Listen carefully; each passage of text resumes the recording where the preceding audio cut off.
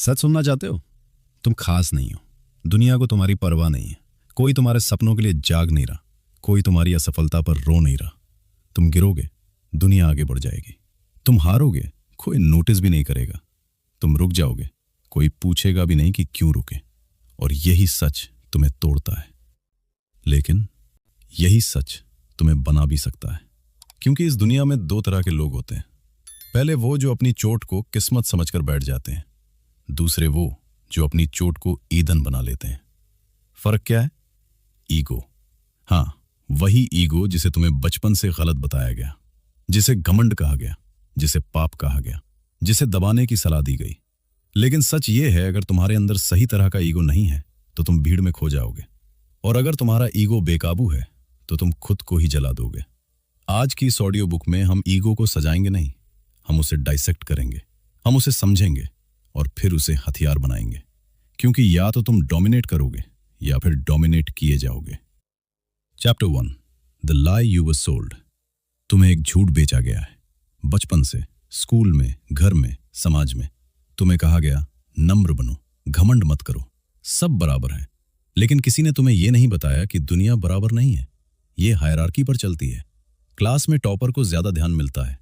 Office में जो परिणाम देता है वही प्रमोट होता है। जो कॉन्फिडेंट दिखता है वही सुना जाता है। तुम्हें हम्बल रहने को कहा गया, लेकिन दुनिया बोल्ड लोगों को रिवॉर्ड करती है। तुम्हें एवरेज बनने की ट्रेनिंग दी गई। बहुत ज्यादा मत सोचो, इतना बड़ा सपना मत देखो, जितना है उतने में खुश रहो।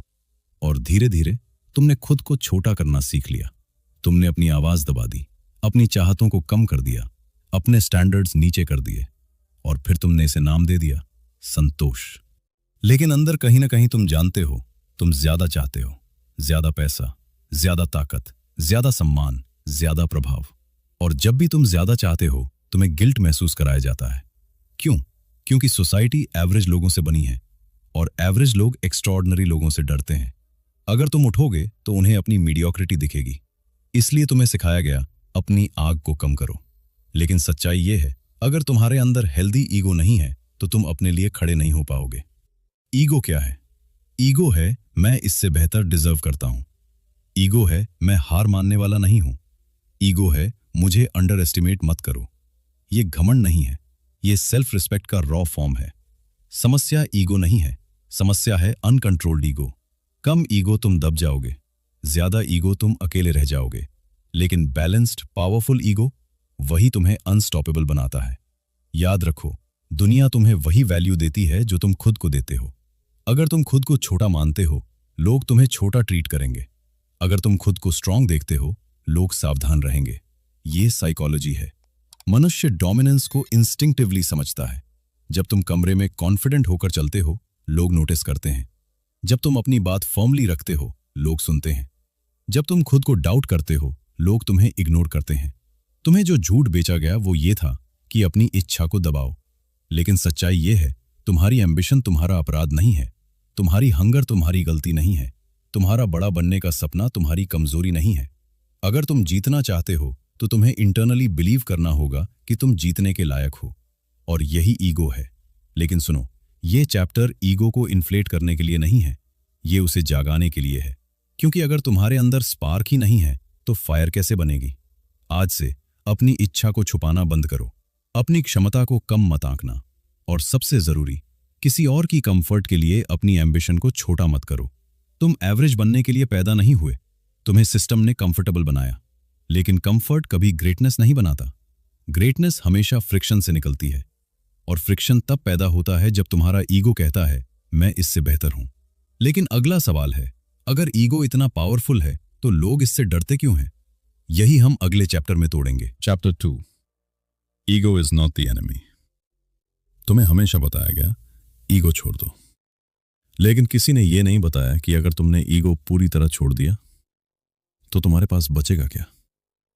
सोचो, अगर तुम्हें फर्क ही ना पड़े कि लोग तुम्हें कैसे ट्रीट करते हैं, अगर तुम्हें फर्क ही ना पड़े कि तुम जीत रहे हो या हार रहे हो, अगर तुम्हें फर्क ही ना पड़े कि तुम आगे बढ़ रहे हो या नहीं, तो तुम उठोगे क्यों? ईगो वो आवाज है जो कहती है, मुझे अंडर एस्टिमेट मत करो। ईगो वो आग है जो कहती है, मैं और कर सकता हूं। समस्या ईगो नहीं है, समस्या है कि लोग ईगो को समझते नहीं। लोग ईगो को दो एक्सट्रीम्स में देखते हैं, या तो पूरी तरह दबा दो या पूरी तरह छोड़ दो। दोनों गलत हैं। अगर तुम ईगो दबा दोगे, तुम दूसरों की इच्छा पर जीने लगोगे। अगर तुम ईगो को अनकंट्रोल्ड छोड़ दोगे, तुम रिश्ते, अवसर और संतुलन खो दोगे। लेकिन अगर तुम ईगो को ट्रेन करोगे, वो तुम्हारा वेपन बन जाएगा। ईगो दुश्मन नहीं है, अनट्रेन्ड ईगो दुश्मन है। जैसे जंगली घोड़ा, अगर उसे खुला छोड़ दो वो गिरा देगा, अगर उसे बांध दो वो बेकार हो जाएगा, अगर उसे ट्रेन करो वो तुम्हें जीत तक ले जाएगा। समझ रहे हो? वीक लोग ईगो से डरते हैं क्योंकि उनके पास उसे संभालने की कैपेसिटी नहीं होती। स्ट्रांग लोग ईगो को शेप करते हैं। ईगो का सही रूप है सेल्फ रिस्पेक्ट, गलत रूप है सेल्फ ऑब्सेशन। सेल्फ रिस्पेक्ट कहता है मैं अपने स्टैंडर्ड से नीचे नहीं जाऊंगा। सेल्फ ऑब्सेशन कहता है मैं कभी गलत नहीं हो सकता। फर्क सटल है लेकिन असर लाइफ बदल देता है।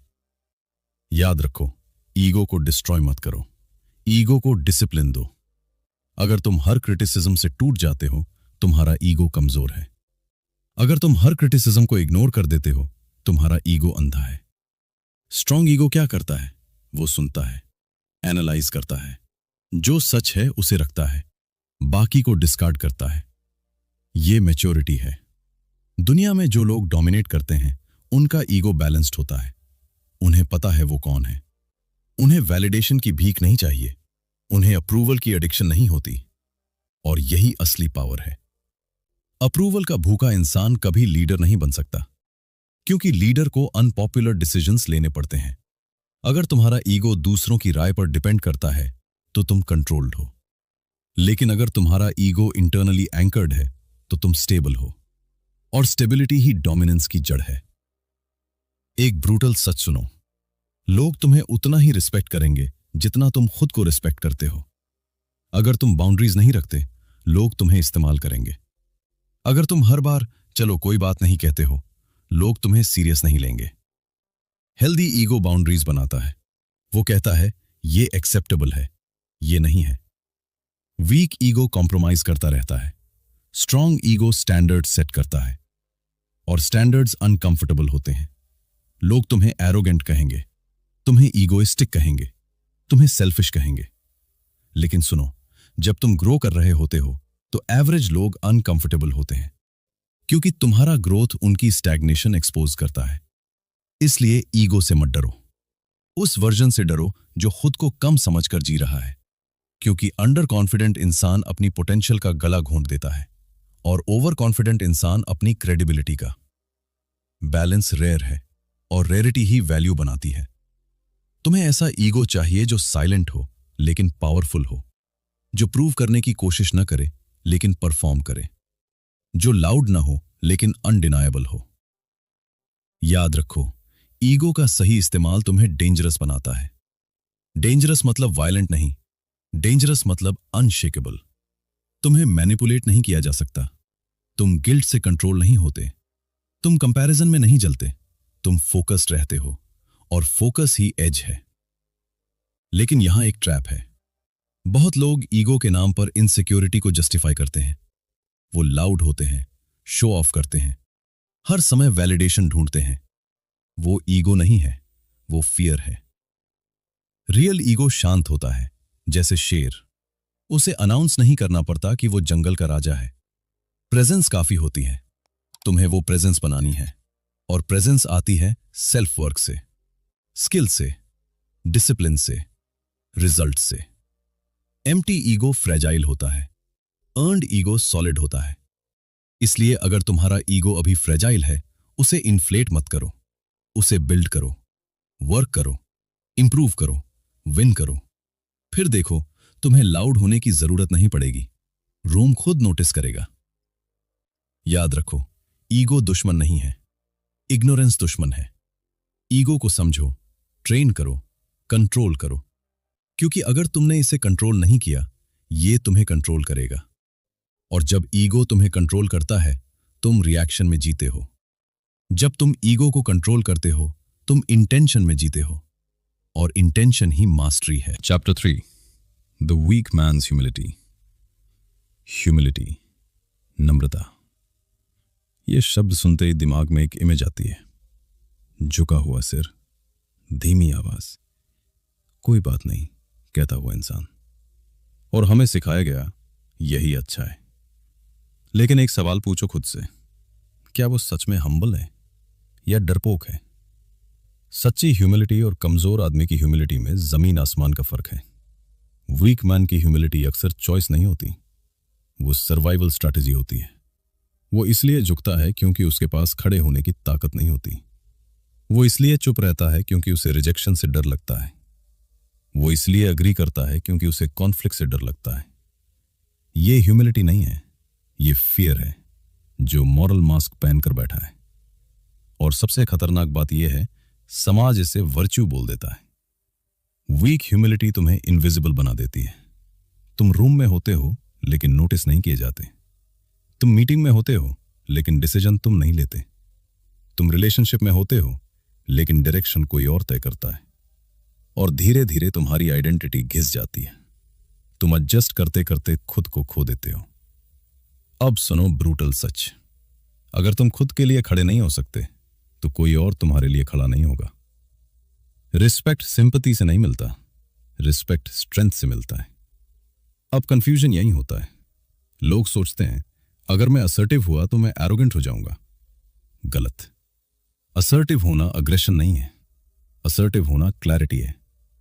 क्लैरिटी कि मैं क्या एक्सेप्ट करूंगा, मैं क्या टॉलरेट नहीं करूंगा, मेरे स्टैंडर्ड्स क्या हैं। वीक ह्यूमिलिटी स्टैंडर्ड्स डिसॉल्व कर देती है, स्ट्रांग ह्यूमिलिटी स्टैंडर्ड्स डिफाइन करती है। फर्क समझो, स्ट्रांग आदमी हम्बल होता है क्योंकि उसे प्रूव करने की जरूरत नहीं। वीक आदमी हम्बल होता है क्योंकि उसे डर है कि अगर बोला तो एक्सपोज हो जाएगा। स्ट्रांग ह्यूमिलिटी में साइलेंस होता है लेकिन प्रेजेंस भी होती है। वीक ह्यूमिलिटी में साइलेंस होता है लेकिन डिसअपीयरेंस भी। और डिसअपीयरेंस से डोमिनेंस कभी नहीं आता।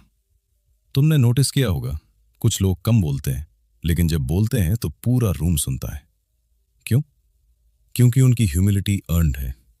उन्होंने काम किया है, उन्होंने रिजल्ट्स दिए हैं, उन्होंने खुद को बिल्ड किया है, इसलिए उन्हें लाउड होने की जरूरत नहीं। लेकिन अगर तुमने अभी तक खुद को बिल्ड नहीं किया और सिर्फ हम्बल बने घूम रहे हो तो तुम खुद को चीट कर रहे हो। ह्यूमिलिटी तब पावरफुल है जब तुम्हारे पास एरोगेंस का ऑप्शन हो। अगर तुम्हारे पास डोमिनेट करने की ताकत है और फिर भी तुम चूज करते हो काम रहना, वो स्ट्रेंथ है। लेकिन अगर तुम्हारे पास डोमिनेट करने की कैपेसिटी ही नहीं और तुम कहो मुझे इंटरेस्ट ही नहीं, वो कोपिंग मैकेनिज्म है। बहुत लोग फेलियर को स्पिरिचुअलिटी का नाम दे देते हैं। मुझे पैसे नहीं चाहिए, मुझे कंपटीशन पसंद नहीं, मैं सिंपल लाइफ जीना चाहता हूं। सवाल यह है, क्या यह चॉइस है या कैपेबिलिटी की कमी? खुद से ईमानदार बनो। ईगो का काम है तुम्हें पुश करना, ह्यूमिलिटी का काम है तुम्हें ग्राउंडेड रखना। लेकिन अगर ग्राउंडिंग इतनी हैवी हो जाए कि तुम उठ ही ना सको तो वो ग्राउंडिंग नहीं, वेट है। तुम्हें दोनों चाहिए, फायर और कंट्रोल, एम्बिशन और अवेयरनेस, डोमिनेंस और डिसिप्लिन। वीक आदमी ह्यूमिलिटी को शील्ड बनाता है, स्ट्रांग आदमी ह्यूमिलिटी को आर्मर बनाता है।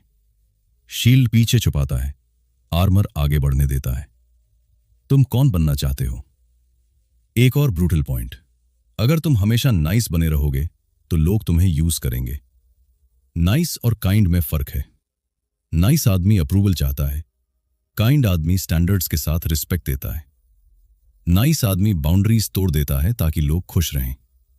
काइंड आदमी बाउंड्रीज बनाता है ताकि रिस्पेक्ट बना रहे। वीक ह्यूमिलिटी नाइस बनाती है, स्ट्रांग ह्यूमिलिटी काइंड बनाती है। और लीडरशिप नाइस से नहीं बनती, लीडरशिप क्लैरिटी से बनती है। अगर तुम डोमिनेट करना चाहते हो तो तुम्हें अनकंफर्टेबल होना पड़ेगा, लोगों को ना कहना पड़ेगा, लोगों की एक्सपेक्टेशंस तोड़नी पड़ेंगी, कभी कभी अकेले भी खड़ा होना पड़ेगा। और यह वीक ह्यूमिलिटी से पॉसिबल नहीं है। अब ध्यान से सुनो, तुम्हें लाउड नहीं बनना है, तुम्हें अग्रेसिव नहीं बनना है, तुम्हें टॉक्सिक नहीं बनना है, तुम्हें स्टेबल बनना है। स्टेबल आदमी को न इंसल्ट से फर्क पड़ता है, न प्रेज से उड़ान आती है। वो ग्राउंडेड है लेकिन इनविजिबल नहीं। ये बैलेंस रेयर है और रेयरिटी ही डोमिनेंस है। Pain creates identity. तुम जो आज हो वो तुम्हारे कंफर्ट से नहीं बना, वो तुम्हारे पेन से बना है। तुम्हारा कॉन्फिडेंस किसी रिजेक्शन के बाद बना। तुम्हारी मैच्योरिटी किसी बिट्रेयल के बाद बनी। तुम्हारी एम्बिशन किसी इंसल्ट के बाद जगी। पेन डिस्ट्रॉय भी करता है, पेन डिजाइन भी करता है। फर्क सिर्फ इतना है तुम उसे कैसे यूज करते हो। ज्यादातर लोग पेन से भागते हैं। वो डिस्ट्रैक्शन ढूंढते हैं, एंटरटेनमेंट ढूंढते हैं, वैलिडेशन ढूंढते हैं। लेकिन कुछ लोग पेन को ऑब्जर्व करते हैं। वो उसे एनालाइज करते हैं, उसे याद रखते हैं, उसे फ्यूल बना लेते हैं और वहीं से आइडेंटिटी बनती है। तुम्हें इंसल्ट याद है?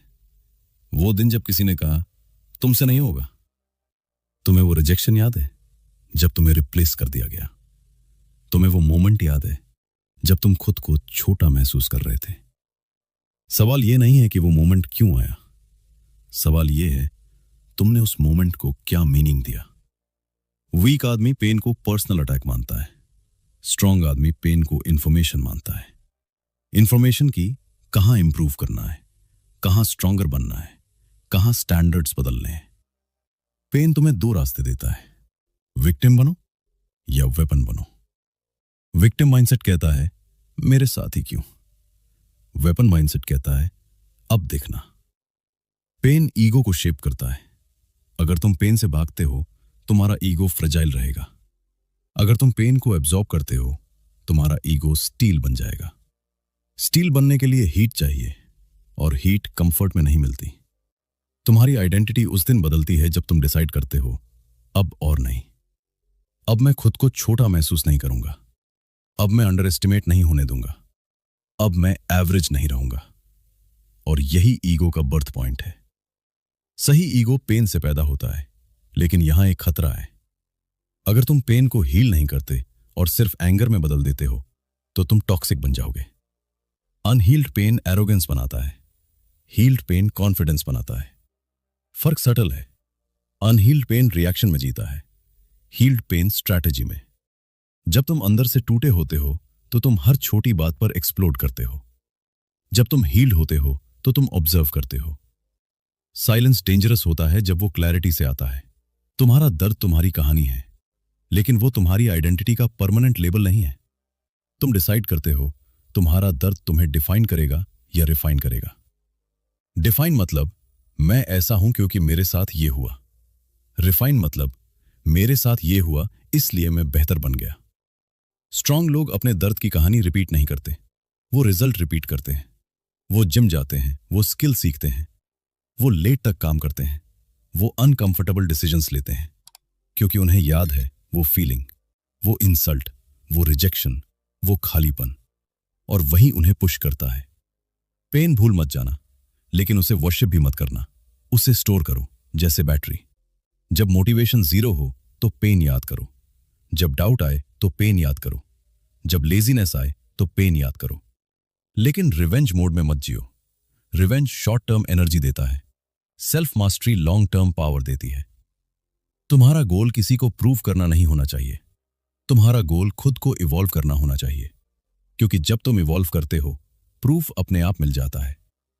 पेन तुम्हें इमोशनल भी बना सकता है या डिसिप्लिन भी। चॉइस तुम्हारी है। ब्रूटल ट्रुथ, अगर तुम्हारी लाइफ में अभी पेन नहीं है तो शायद तुम रिस्क नहीं ले रहे। ग्रोथ फ्रिक्शन से आता है, कंफर्ट स्टैग्नेशन देता है, और स्टैग्नेशन धीरे धीरे आइडेंटिटी को मार देता है। तुम सेफ रह सकते हो या शार्प बन सकते हो, दोनों साथ नहीं मिलते। आज से पेन से भागना बंद करो, उसे फेस करो, उसे लिखो, उसे चैनल करो, और हर बार जब लाइफ तुम्हें हिट करे तुम टूटो मत। एब्जॉर्ब करो, शेप बदलो, स्ट्रॉन्गर बनो, क्योंकि अंत में तुम्हारी पहचान तुम्हारे वर्ड से नहीं तुम्हारे स्कार्स से बनती है। और स्कार्स शेम नहीं है, स्कार्स प्रूफ है कि तुम सर्वाइव्ड हो। लेकिन सर्वाइवल काफी नहीं है, अब डोमिनेशन की बारी है। Chapter 5, comparison is fuel. तुम कंपैरिजन से बच नहीं सकते। कोई कहे खुद को किसी से कंपेयर मत करो, ये अच्छा सुनने में लगता है, लेकिन रियल दुनिया ऐसे नहीं चलती। स्कूल में कंपैरिजन, ऑफिस में कंपैरिजन, बिजनेस में कंपैरिजन, सोशल मीडिया पे कंपैरिजन, हायरार्की हर जगह है। और हायरार्की से भागने वाले लोग अक्सर बॉटम पे रह जाते हैं। सच सुनो, कंपैरिजन पॉइजन भी है, कंपैरिजन पावर भी है। फर्क ये है तुम उसे कैसे प्रोसेस करते हो। वीक माइंडसेट कंपैरिजन देखकर टूट जाता है। वो सोचता है वो मुझसे बेहतर है, मेरे पास ये नहीं है, मैं पीछे हूं, और फिर या तो जेलस हो जाता है या गिव अप कर देता है। स्ट्रॉन्ग माइंडसेट कंपैरिजन देखकर एनालाइज करता है। वो पूछता है उसके पास क्या है जो मेरे पास नहीं, उसने क्या अलग किया, मैं क्या सीख सकता हूं। कंपैरिजन इनसिक्योरिटी पैदा करता है अगर तुम्हारा ईगो फ्रेजाइल है, लेकिन कंपैरिजन हंगर पैदा करता है अगर तुम्हारा ईगो ट्रेंड है। जेलसी गलत नहीं है, जेलसी इंफॉर्मेशन है। वो तुम्हें बता रही है कि तुम भी वो लेवल चाहते हो। समस्या जेलसी नहीं है, समस्या है कि तुम उसे डायरेक्शन नहीं देते। तुम किसी को सक्सेस पाते देखते हो और अंदर जलन होती है। दो ऑप्शन है। ऑप्शन 1, उसकी बुराई करो, कहो उसकी किस्मत अच्छी है, कहो सिस्टम बायस्ड है, कहो मुझे इंटरेस्ट ही नहीं। ऑप्शन 2, साइलेंटली एक्सेप्ट करो, मुझे भी ये चाहिए, और फिर काम शुरू करो। कंपैरिजन को फ्यूल बनाओ। लेकिन एक ट्रैप है, अगर तुम कंपैरिजन में ऑब्सेस हो गए तो तुम कॉपी बन जाओगे। तुम्हें कंपीट करना है लेकिन क्लोन नहीं बनना। कंपटीशन तुम्हें शार्पन करता है, कॉपीइंग तुम्हें इनविजिबल बना देता है। रियल डोमिनेंस तब आती है जब तुम बेंचमार्क यूज करते हो लेकिन आइडेंटिटी अपनी रखते हो। सोशल मीडिया ने कंपैरिजन को एक्सट्रीम बना दिया है। हर दिन तुम देखते हो कोई तुमसे आगे है, कोई ज्यादा फिट है, कोई ज्यादा रिच है, कोई ज्यादा पॉपुलर है। अगर तुम्हारा ईगो वीक है तो ये तुम्हें मेंटली क्रश करेगा, लेकिन अगर तुम्हारा ईगो स्टेबल है तो ये तुम्हें पुश करेगा। याद रखो, कंपैरिजन अपवर्ड करो, डाउनवर्ड कंपैरिजन कंफर्ट देता है। मैं उससे तो बेहतर हूं, ये डेंजरस है क्योंकि कंफर्ट प्रोग्रेस रोक देता है। अपवर्ड कंपैरिजन अनकंफर्टेबल है, मुझे अभी बहुत काम करना है, लेकिन डिस्कंफर्ट ग्रोथ देता है। अब एक और ब्रूटल ट्रूथ, हर कोई टॉप पर नहीं जाएगा। क्यों? क्योंकि हर कोई कंपैरिजन की हीट हैंडल नहीं कर सकता। जब तुम कंपीट करते हो तो तुम एक्सपोज होते हो, तुम्हारी वीकनेस दिखती है, तुम्हारी लिमिट्स सामने आती हैं, और वीक ईगो लिमिट्स देखकर टूट जाता है। स्ट्रॉन्ग ईगो लिमिट्स देखकर ट्रेनिंग शुरू करता है। कंपैरिजन तुम्हें दिखाता है तुम कहां खड़े हो, लेकिन डायरेक्शन तुम डिसाइड करते हो। या तो तुम विक्टिम बनो या कंपेटिटर। कंपेटिटर मेंटली अलग होता है, वो दूसरे की जीत से इनसिक्योर नहीं होता, वो इंटरनली कहता है गेम ऑन।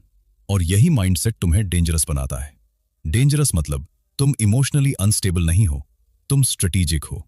जब तुम किसी को आगे देखते हो तो तुम साइलेंटली इंटेंसिटी बढ़ाते हो। No drama, no hate, no noise, बस एग्जीक्यूशन। कंपैरिजन को फ्यूल बनाने का तरीका क्या है? 1, इमोशन महसूस करो, सप्रेस मत करो। 2, एक्सेप्ट करो कि तुम पीछे हो सकते हो। 3, क्लियर प्लान बनाओ। 4, कंसिस्टेंट एक्शन लो।